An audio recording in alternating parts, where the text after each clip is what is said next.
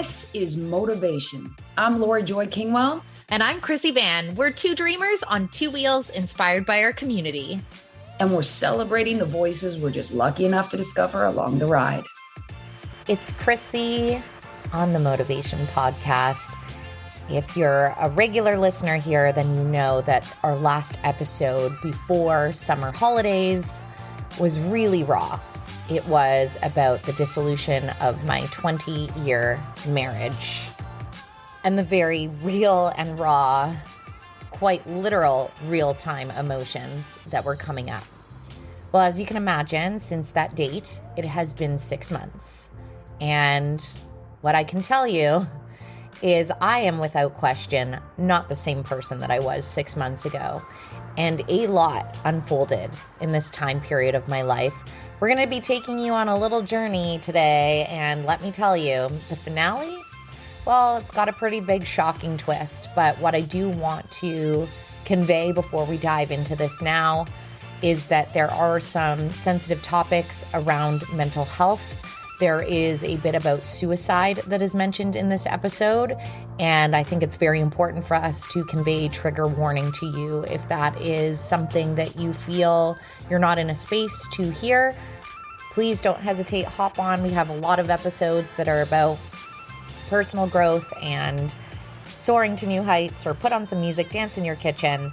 But otherwise, this is another raw one, folks, but that's what we're all about. So without further ado, this is your motivation.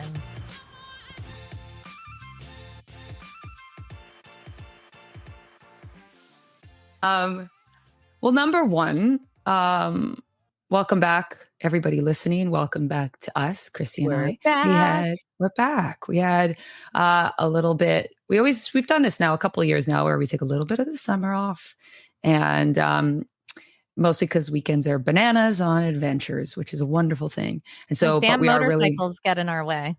Ugh, gross, hey? Ugh. All those rides. Boring. But we are super, super excited to be back. Not only mainly because this is always like therapy, and this is going to be no different this episode.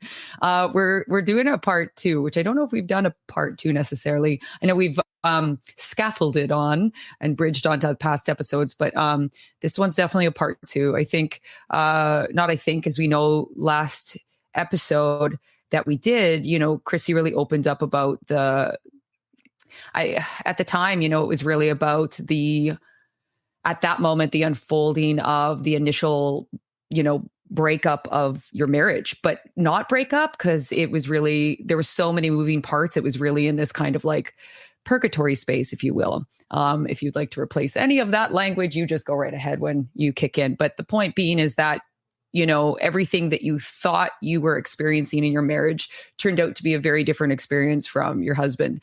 And you were working your way through that, and the pain, the earth-shattering, pain that goes with it, but also optimism, and also doing your absolute best to communicate and understand with him, and vice versa. And since we've been on our little holiday from the podcast, a lot has happened once again. And so this part 2 is really about you sharing that. And I think what's really important is, like, number one, there's a lot of, just like last episode, there's a lot of sensitive things that we're going to speak to today. So if this is not the day to hear something like that, maybe turn us off at this point, or go to a different episode of ours or somebody else's and come on back. But there is that warning that there is sensitive things. Mental health is going to be spoken to. There might be some talk towards suicidality, but we're going to be as mindful as we possibly can, while still being really as honest as we possibly can, because that's the point of this. That's why Krissy's going to speak to this, is wanting to share authentically, because if there's a piece in here that any of you hear that resonates or helps you through, or gives you a little clarity, or just makes you feel a little less alone in it. And then for Krissy, it's just another little piece of therapy in her own way as well. I've done so much of that. Yeah. And this is just another kind of outlet and context in which to speak and process the unfolding of everything. So with all of that said, be mindful with yourself and listening. If you need to take a little break at any point, do that. If you feel that this is a lot to listen to, or you're feeling really triggered and you're not in the space to be able to hold space for yourself, maybe pause this. But I do think that if you do have a capacity, listen in. And if nothing else, I think it might offer you a little bit more of a capacity and bandwidth to maybe hold empathy or understanding for somebody that might be in a similar situation themselves. And it's hard to understand what they're experiencing because they might not be as articulate and open as Krissy is. So here we go. Yeah, it's actually interesting speaking to this publicly because number one, I had a lot of people reach out after we put out that episode, and it was recorded 48 hours after my birthday, which was the blind side of my husband basically saying he didn't want to be married. And then I got completely iced out with no context for about a week of time. But Lori and I hopped on, and if you heard it, we walked through it all. It took me a long time to even listen to the episode. And when I did, I was like, yeah, we got to put this out with no edits. Let's just leave it as it is. Because it was impromptu as well. Like we didn't plan on, we weren't like, you've gone through something, let's get on the mic. Like we had an interview that day that she couldn't have, cell service, which like in today's day and age, when does that happen really? And maritime from the house. Maritime. And so just not that matters either way, but I think it is important just to share that like that it was organic. It was organic. Thank you. Yeah, yes. It was very organic. And I was just kind of like, yeah, this is so wild. Because if you've joined us, Lori and I have potted since 2021, and everything that has happened to me over the last 6 months plays into everything that we've talked about, where life knocks you the fuck over on your ass in the least expected way, and doing what you have to do to not get absolutely swallowed by it. And within the last 6 months, I have definitely hit my lowest lows without question, and this expansion of emotion. And our story really today takes us between a bookend of two places, because I was reflecting on the Women's Moto Summit that happened in the September long weekend last year. And I know that we did an episode after that, but it was really where my vulnerability journey had escalated in that moment. And I started leaning into those soft edges of myself.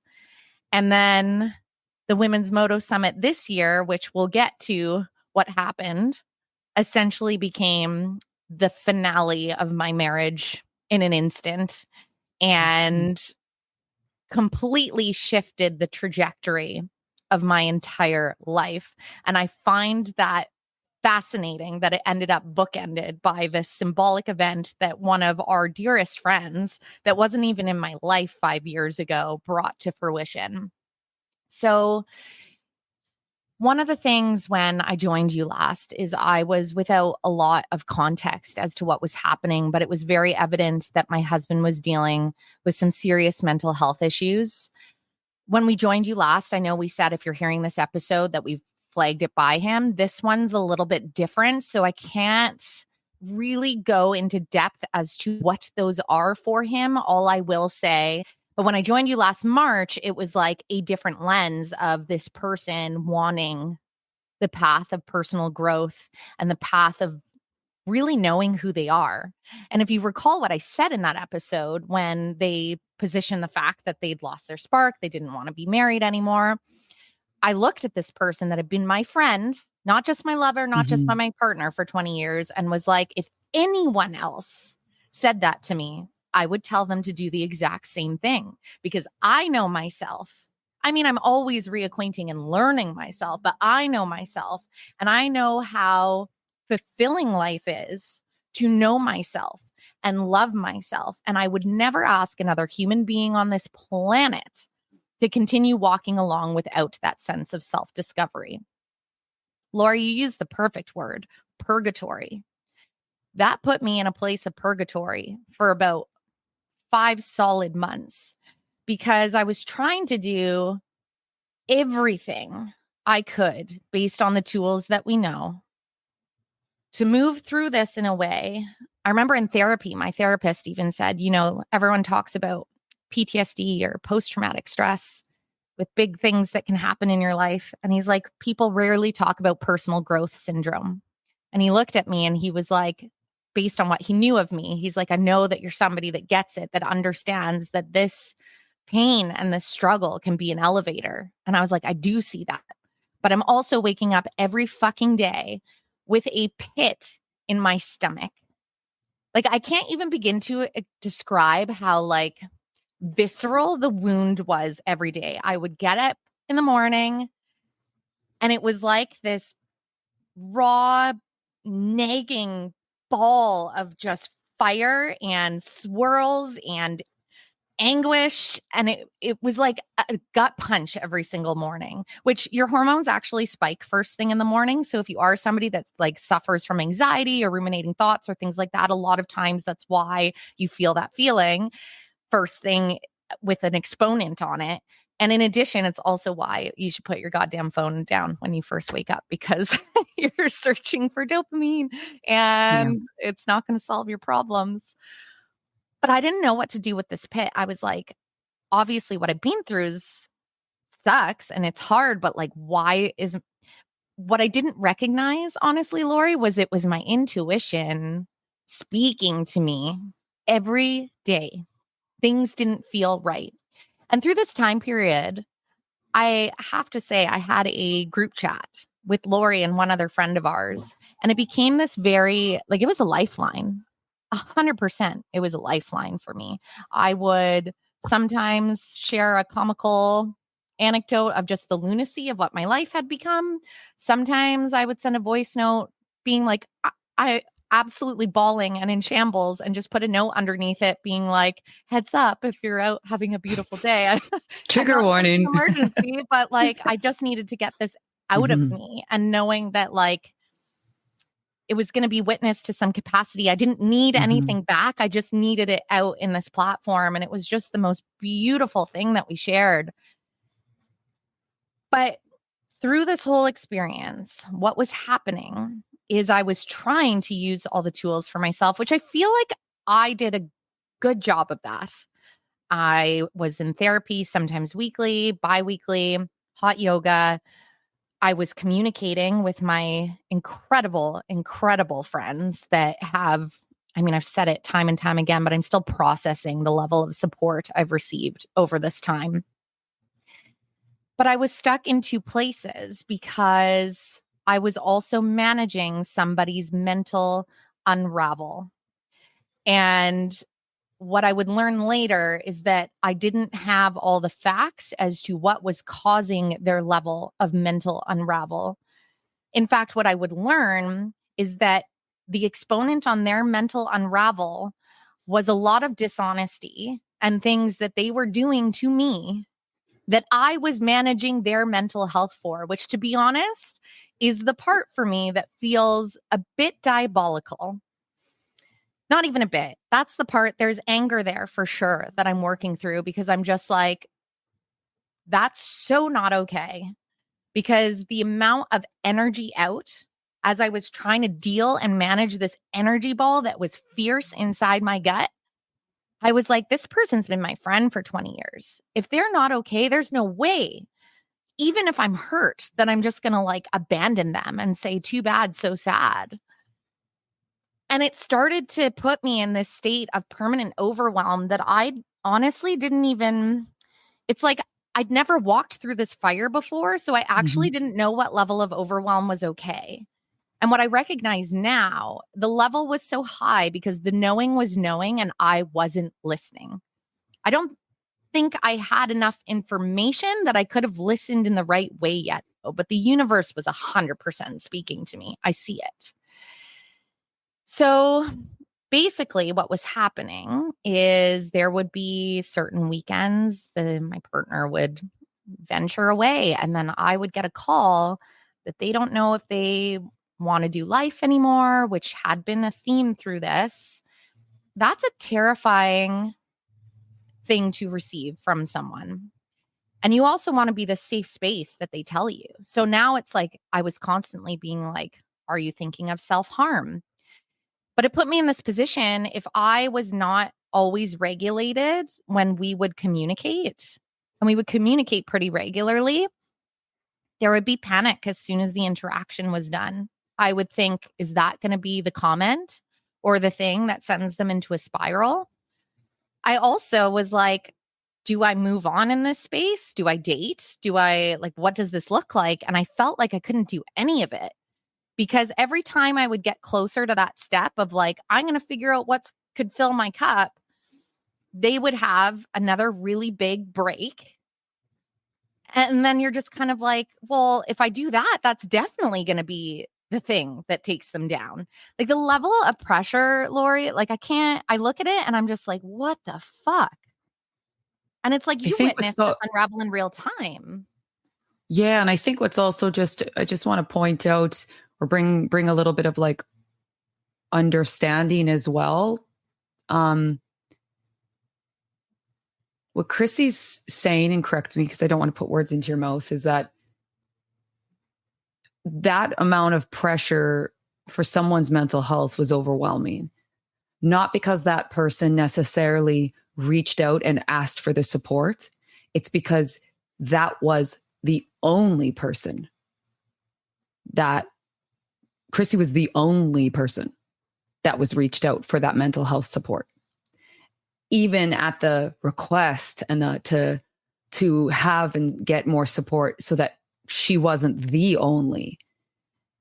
And it kept coming back to just you. And you were put in this position where you were trying to literally figure out your own mental health in this all while care. And like you many times said, I'm doing my best, but I'm ill-equipped.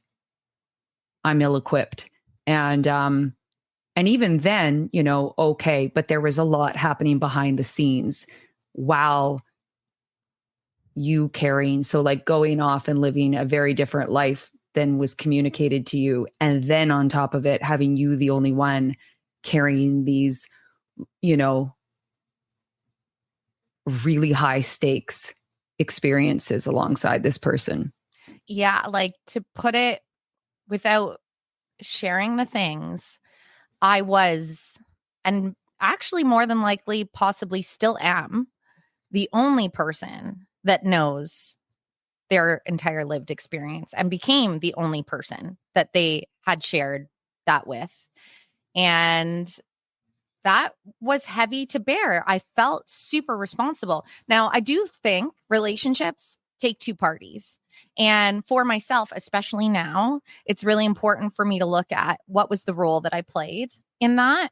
And to Lori's point, I parented in my relationship. I actually look at it now. I really felt like we were a forever love story. But I actually see how maybe we would have stayed together. Could have been, yeah. But I was over responsible. They were under responsible. And I allowed that dynamic. And just like my therapist says, a mother and a son, not a lover, make. And it's so true, because I basically was, as much as I was supportive of like, if you want to grow and do these things, but I was doing everything. So actually it didn't allow or motivate them in any capacity to have a space to grow. And for myself, I didn't feel resentful, because I was like, it's 2024. I've got the career. I got you. I got this. I got that. I like prided myself on it. But I actually can see now the level that was, I like almost not intentionally, but like the privilege was abused for sure over how much I was willing to give, but I would give it. And so in this dynamic, emotionally, I just kept pouring and pouring and pouring from my cup that like was not runneth over. It was like quicksand coming out the bottom. And I was just clamoring, trying to like fill, because, oh my gosh, I have to give to myself, but I also have to give to this person. So how does this end up in a finale of a marriage, right? The same person is telling me I'm going to therapy, and I realize I actually only see us together. That's the goal. And even though at that point I was like, I don't know what I want now, because this has been fucking nuts for me. There is a seed where I was like, yeah, we've been together 20 years. Like, do I Like, of course, if that's the direction, like I want to provide space. And the only way that's going to work in a separation is if there is brutal honesty. So I was the queen of hard conversations, to be honest, which was really great to practice. So for example, I was heading down the seawall one night, my scooter, I have a Razor scooter. I've had it for years, best mode of transport in the city.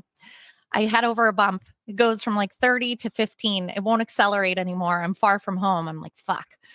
So now I'm like walking and sweating with my scooter all the way back. Like it was like a 30 some odd minute walk. And along the way, I end up running into this guy. And it was like this meet cute moment of like, no, you go, no, you go. He ends up circling back around and he asks for my number. And as I've spoken to you before, in my world, no man has hit on me in a jillion years, right? So I'm just kind of 17-year-old Krissy came out. I was like, the amount of like ludicrous, awkward laughter. We ended up like trying to shake hands, but I was holding my scooter and he was holding his. So it was like backwards and wrapped around. Like it was just like the most ridiculous moment. And then he asked for my number. And I'm like, I don't know what to do in this situation. So I give it to him. Then I get home and he messages me and I'm like, oh God, like now what do I do? But also it was a little bit like thrilling in a way. I was like, look at me go. Like a little jolt of like, oh, there's something that might exist on the other side of this. Anyways, I sit down with my husband that week and I was like, hey. Which is a weird sentence in itself, right? That you just said. 100%. Like, you know right? what I mean? Like, this is where I'm like, and then I sat down. Yeah. Little meet cute moment. And then I sat down with my husband. Yeah, it's going to get weirder.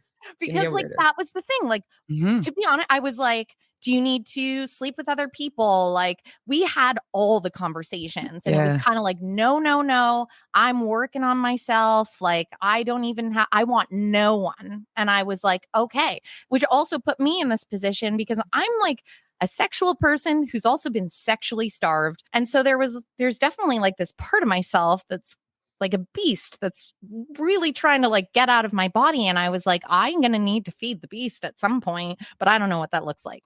So anyways, sit down with my husband because we're not living together at this point. And I was like, hey, I've got to have a tough conversation with you. And I was just like, explained what happened on the seawall. And I was like, I gave him my number. And I felt so guilty. Like, even though we were like separated, whatever, we hadn't like crossed this threshold of dating other people. And you know, it really would have been an opportunity for this person to be honest in that moment about where they were at. But instead, they navigated the conversation that like didn't make me feel guiltier. It was like kind of supportive, but also I was like, well, that's a bit weird. Like, why are you so fine with that? Like, it was just a strange, like, don't you desire me? You know, like, or are you just like willing to cast me away? So fast forward a week after this, that weekend, my partner had gone out into the wilderness and I start getting messages late in the afternoon where I'm like, oh, they're not okay. I don't know if I can do this. This is the hardest thing that I've ever done. Like I started to be quite concerned before they went out into the wilderness. And I remember at this time, I kept asking over and over again, because we do have some emergency mental health resources in the city. And I was like, I'm noticing these, like we've already been like on a pretty big mental health break. And I'm noticing this pretty stark change in behavior. Like you don't need to do this as you're doing this. Like I'm somebody that doesn't take medication really. And I've communicated that. And it's not that I'm against it. I just, if I don't need it, I'm not going to put it in my body. Regardless, I was just kind of like, there are things that you could be prescribed or take that you don't need to live like this right now. I was like, basically, you're the equivalent of a car crash, right? You wake up, you've been in a horrible accident, your arms and your legs are slung up in casts. Are you going to be like, no, thanks, I'm not going to take the pain medication? I was like, that is your mental health right now. Like, there are ways that we can do this that are different. So he went into the wilderness in that state. And I'm spending the whole weekend now extremely worried for their well-being. I end up in conversation with them for quite some time, finally in a place that I'm like, I think they'll be okay. But you get off those conversations and you're like, I don't know. I'm not a mental health expert. Like I've read as much as I can read, but like fuck? Like, what if in the night they just have like a change? All of it, like my brain, like I can't even begin to describe. And I don't want to take away from somebody in that position that's feeling that low, but like as the person receiving it and it's someone that you've loved, it's like, it's so scary. It's actually makes me emotional because it was really scary and it took like a huge, huge toll. Like I remember going to work a couple days later and my boss was like, "You're not good." He's like, "What are your goals here? Like, where are you going?"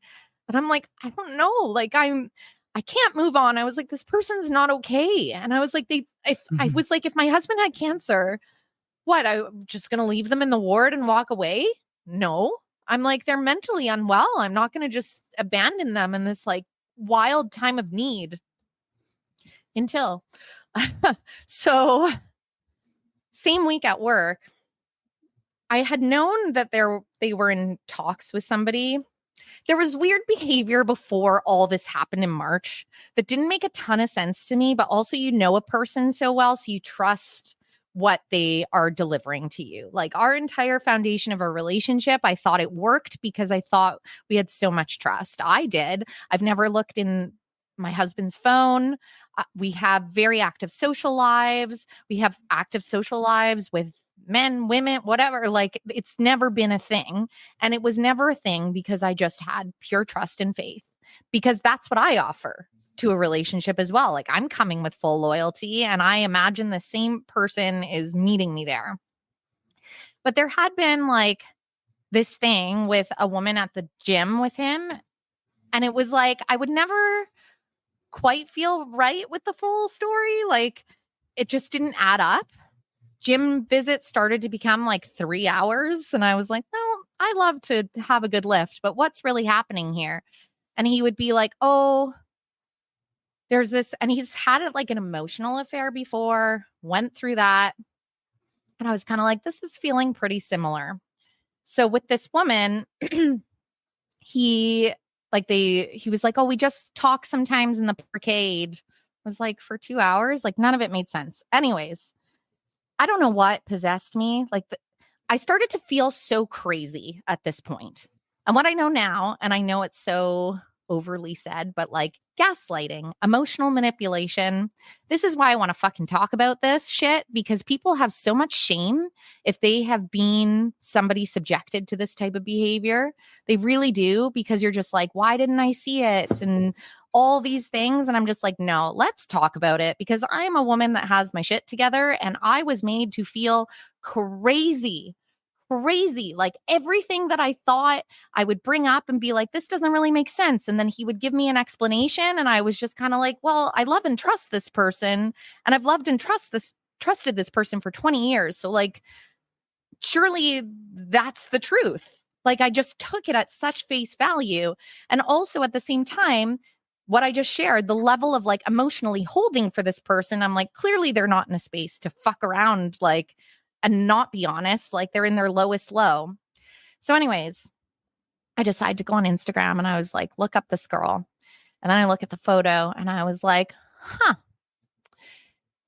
When we had first separated, you have to keep in mind, like, this person is like, I'm broken, I can't do anything. And then all of a sudden he was like, there's a motorcycle in our parkade that sat there for ages, buys the motorcycle and starts like frantically fixing it up. Why is that the focus when you should really be focusing on yourself? What I would learn, he bought the bike to teach this woman how to ride the bike and then going to sell her the bike. I saw her Instagram photo and I was like, that's our bike.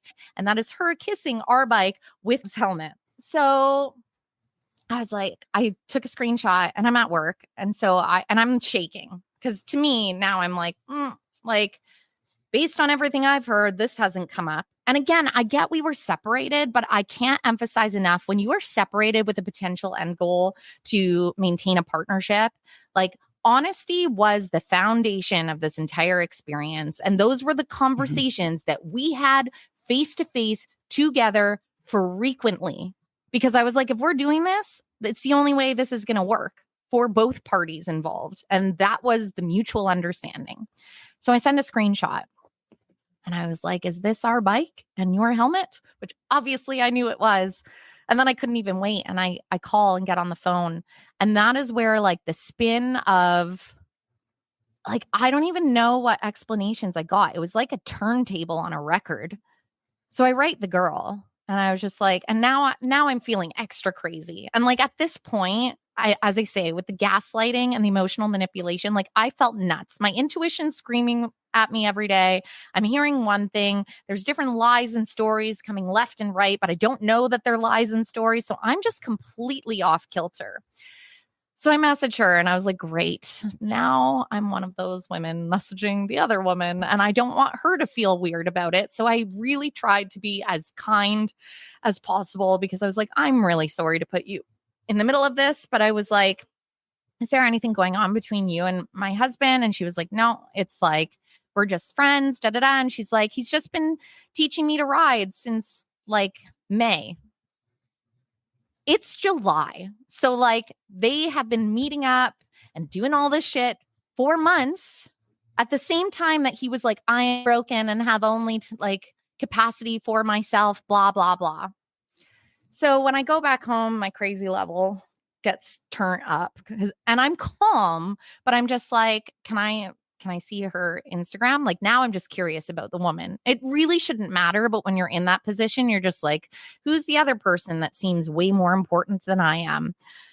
Scroll through and I see, and I was like, there's just like photos of these bike lessons for ages. And I was just like, oh, you took that photo? Nice composition. Great. This feels awesome. Now I'm like pissed. I'm definitely like put into rage, anger. And I remember because I have this janky bicycle that's been in another condo for ages that I'd asked him in the beginning of June because he had the connection to get in there. And I was like, I really want to start biking the seawall for my mental health. I think it would be really good for me. I did it during COVID and like catching a sunset has such a great thing for me mentally. Kept putting it off. I'm like, you're not working. How is this so hard? And the bike, you and I were supposed to go for a bike ride, actually. And I sent him a message being like, I really want to join Lori, Can you get the bike? Doesn't happen. No follow through. Finally, the bike arrives. Like this is the same week that all this happened. And like everything, obvious things are wrong with it that could have been rectified when it was brought there. And I just remember surging with so much anger being like, you managed to fix up a whole motorcycle for this woman. Well, I have supported you through thick and thin in this mental health thing, and my bike looks like this. So I threw the bicycle into our car and kicked a toolbox over in front of him and screamed, fuck you, so loud in our parkade. I'm pretty sure every neighbor heard. And I share that because that was not a regulated finest moment from me. I had a massive bruise on my foot thereafter because toolboxes are heavy and that shit moved. But like, that was the level of not myself I was at that point. Anyone that knows me, I mean, I can have absolutely like short-tempered moments, snappy moments, like that's a fabric of who I am. But like it's a fabric of any human. I was like, that's right? A fabric of humanity. But like big angry but so moments, is what you're talking about too, of like the accumulation of so much being on the back burner and the accumulation of not knowing what is reality and what's your reality, his reality, the reality. Yes. And then having a moment where something with like kind of clarity like that of like, this is where your intentions are. And this couldn't be more clear in this like symbolic moment of the janky bike coming in and the full motorcycle fixed up, lessons involved, all the things. And it was like, you couldn't be bothered to go get it. And you couldn't be bothered to do anything to consider me upon the bringing of it here. And so the accumulation of rage that you felt, that's what it was, rage in that moment, kind of is appropriate to the level of just disregard. That was exactly it. I was just like, I clearly don't matter in this relationship. So I go out on the Thursday, and Women's Moto Summit's now approaching. I go out on the Thursday with a friend of mine. We have like great time.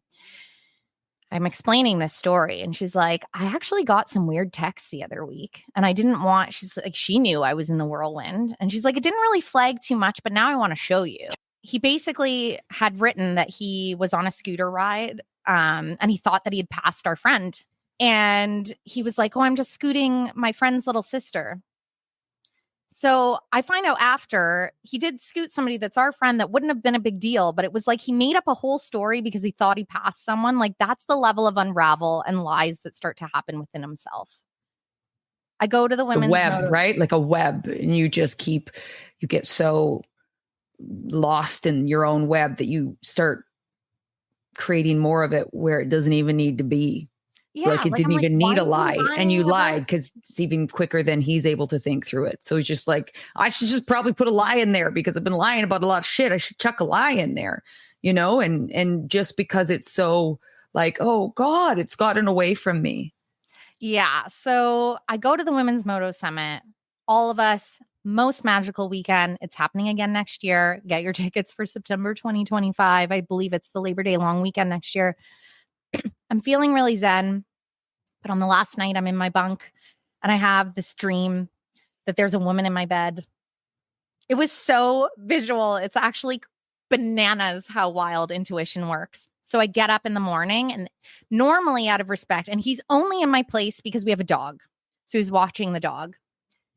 Everything in me is like, don't message him before you head down that sea to sky. Normally I would be like, hey, just heading out. I'm going to be home in an hour. I was like, everything in me was like, don't do it.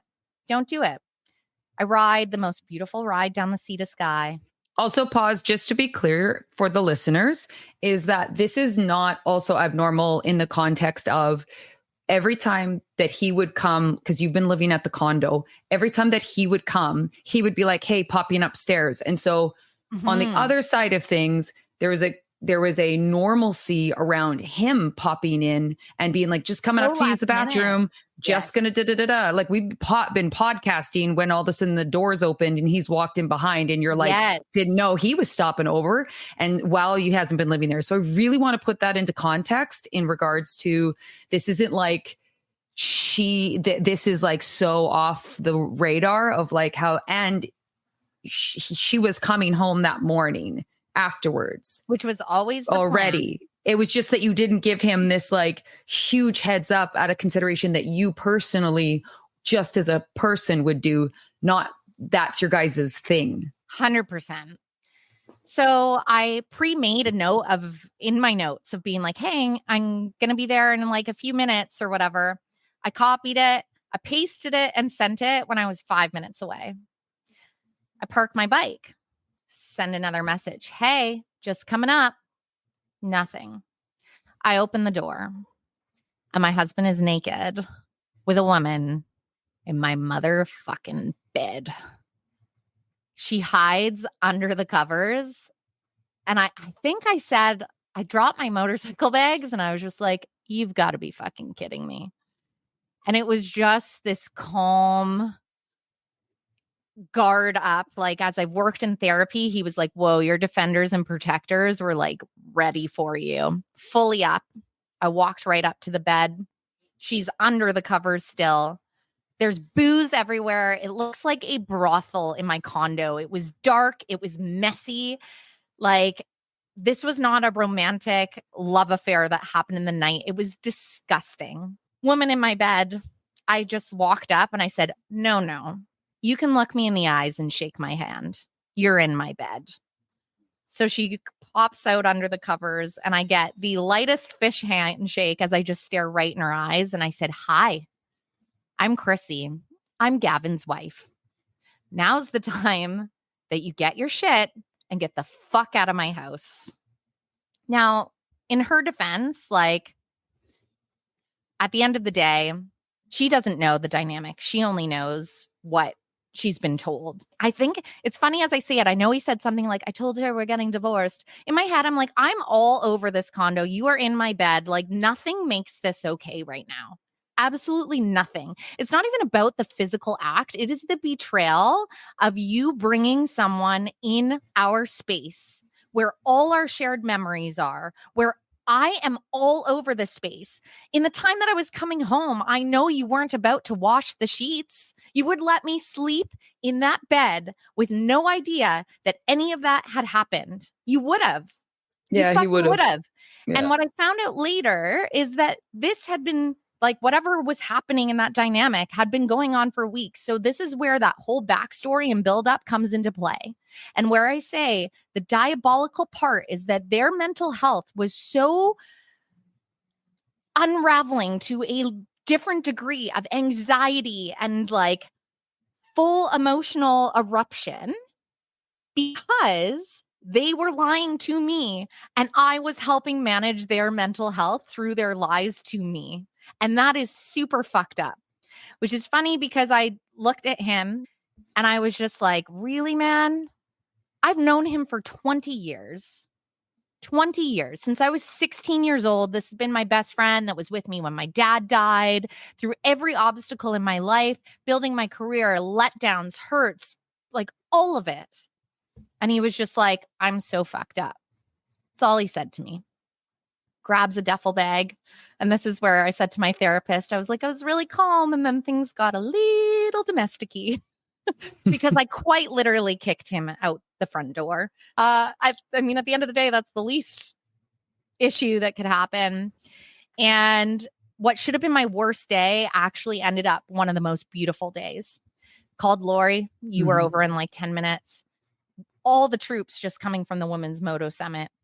Everyone dropped their day. It was Pride, big deal for like so many of our friends with big plans. They dropped their plans. I was wrapped in this cocoon and it was crazy to watch everybody. Like Lori and Chelsea cleaned my condo, which, trust me, as I say, looked like a brothel. They'd been in the bath. There was all this shit everywhere. Like I only saw a sliver because you're just taking in this scene in such a state of shock. And I was in shock because the minute I kicked him out the door, I broke.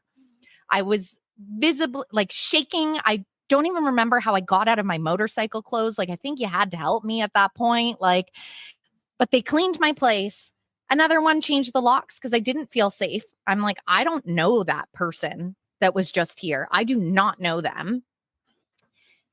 They wrapped me in so much love as like the most insane, visceral cries and pain exited my body. And I remember distinctly looking in the circle and seeing the tears streaming down the faces of my friends, just watching me in that level of pain. And it was so powerful. Yeah, it was. It was like a testament to everything we have built, because in that, it gives me goosebumps actually that just went down my whole back, because in that moment, we all knew that what we have built, no matter what life throws, we're caught. Oh, yeah. And Lori actually captured the most beautiful photograph because they got me a cake. I love cake. And we nicknamed it my rock bottom cake because I was like, I'm popping off this train.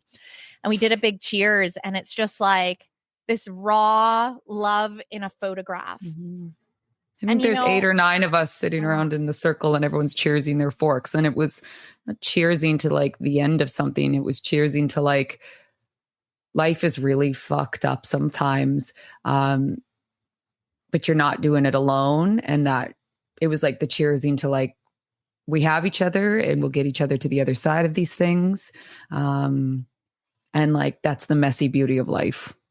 And I don't want to take away from what that day was. I think anyone hearing, my partner of 20 years was naked in bed with a woman in my bed. After many conversations, as I say, it's not necessarily about the physical, like it is the entire web of lies and emotional manipulation and the gaslighting that went into this. And it was traumatic for sure. And I am working in therapy to make sure I don't live in the trauma of that because I refuse. However, to round this out, the universe needed to show me that.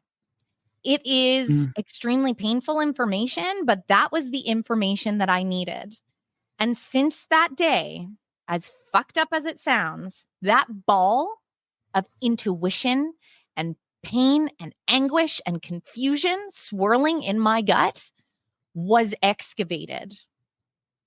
It was excavated from my body to the point that I actually have felt so much lighter, because now the light can come in, and all that energy, it was like tentacles with barbed hooks of dark energy that were feeding off of me.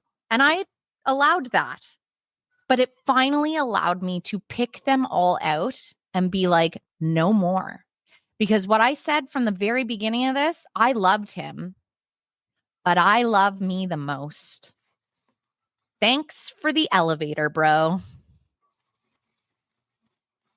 Yeah. And in hearing all of this, if there's anything that pops up for you that maybe you've been ignoring some of the intuition, or maybe you have had things that, you know, kind of the whispers or the loud knocks that you've just kind of been pushing down or ignoring, and this episode kind of kicks up some of that, or the point is, maybe reach out to somebody, reach out to your people, maybe talk out loud, maybe share that, but please don't push it down. Please don't say this is so different than what I'm experiencing, because if something is trying to talk to you, if something's trying to say something is just off, it's not about that other person being a bad person, or they're going through their thing.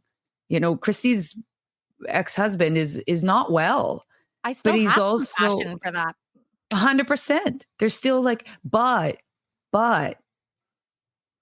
you can't save somebody else at the risk of losing yourself. You can't. And you can't work harder for someone's mental health than they're willing to work for themselves. And ignoring that intuition, and again, you might need more information. That's okay too. But keep asking questions, keep having honest conversations, keep doing all the things that you can to better understand it, so that you can really look at whatever the reality that you need to look at, and then do what you need to do to be okay and move through it and be on the other side of it. It's good. And know that it likely will be a little piece of hell, but you know, a new piece of heaven's on the waiting, and staying in a state of purgatory, though it might be necessary for a while, make sure it is temporary. Because I've watched people live in it for decades. I could have. That's terrifying to, you know, it's a terrifying existence, I feel like.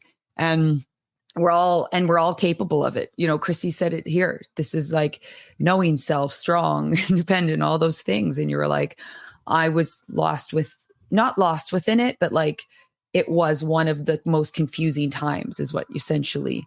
And so know that being confused in it, there's no shame, there's no embarrassment, there's no less than. It's not because you're not smart enough, courageous enough, independent enough, self-loving enough. It is complicated and is complex, and do everything you can to surround yourself with the resources that will help you have clarity within it, because doing it on your own is an unnecessary cruelty to yourself. You know? That was a beautiful backwards motivation maintenance. I do have a quote to close us out. Yeah. Maybe you'll join me. Oh. It's a new dawn. It's a new day. It's a new life. It's a new life. And I'm feeling good. And I'm feeling good.